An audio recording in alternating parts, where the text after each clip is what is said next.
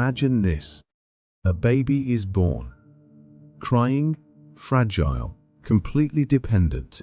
And within minutes, a woman's body starts producing the perfect food, warm, nutritious, alive.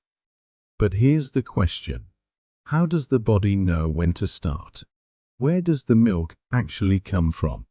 And what triggers this magical process?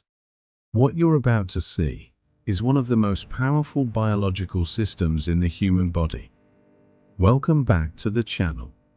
Today, we're diving deep into the science of breast milk production, a process that begins long before the baby is even born.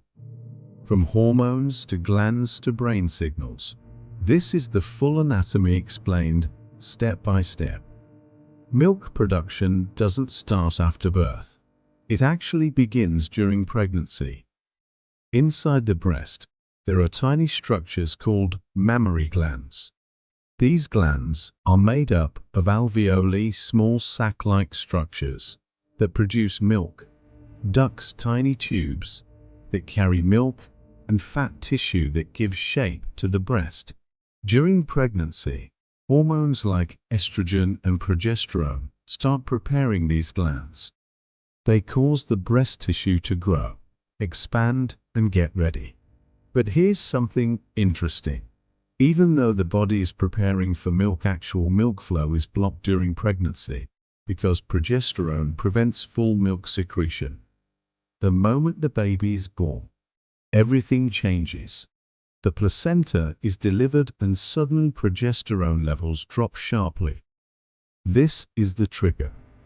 Now another hormone takes control, prolactin. They cause the breast tissue to grow, expand, and get ready. But here's something interesting. Even though the body is preparing for milk, actual milk flow is blocked during pregnancy because progesterone prevents full milk secretion. The moment the baby is born, everything changes. The placenta is delivered and suddenly progesterone levels drop sharply. This is the trigger. Now another hormone takes control, prolactin.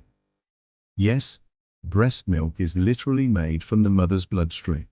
The milk collects in the alveoli, then travels through the ducts, and finally reaches the nipple. Here's where it gets even more fascinating. The baby isn't just drinking milk. The baby is controlling milk production. When the baby suckles, nerve signals go from the nipple to the brain. The brain releases prolactin, which makes more milk, and the brain releases oxytocin, which pushes milk out. This creates a feedback loop. More suckling means more milk, and less suckling means less milk. Before regular milk comes in, the body produces something special, colostrum. This thick yellowish fluid is rich in antibodies, high in protein, and low in fat. It's often called liquid gold because it protects the newborn from infections. After a few days, colostrum changes into mature milk. This milk has more fat for energy, lactose for brain development, and water for hydration.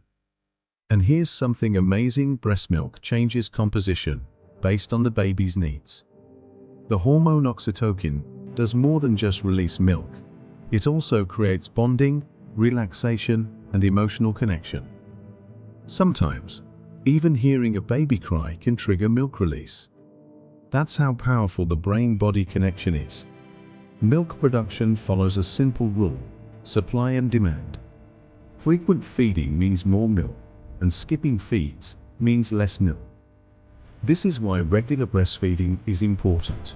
Several factors can impact milk production, including stress, poor nutrition, lack of sleep, and hormonal imbalance.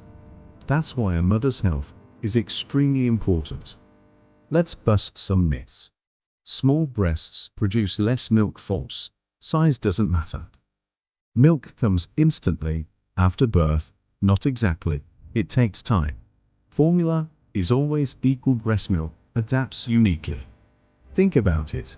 A woman's body can create food, customize nutrition, protect against disease, and build emotional bonds all automatically. This is not just biology. This is one of nature's most advanced systems. Now you know what really happens inside a woman's body to produce milk. If you found this video helpful, subscribe for more human anatomy explained. Like and share this video, and comment below what topic we should cover next.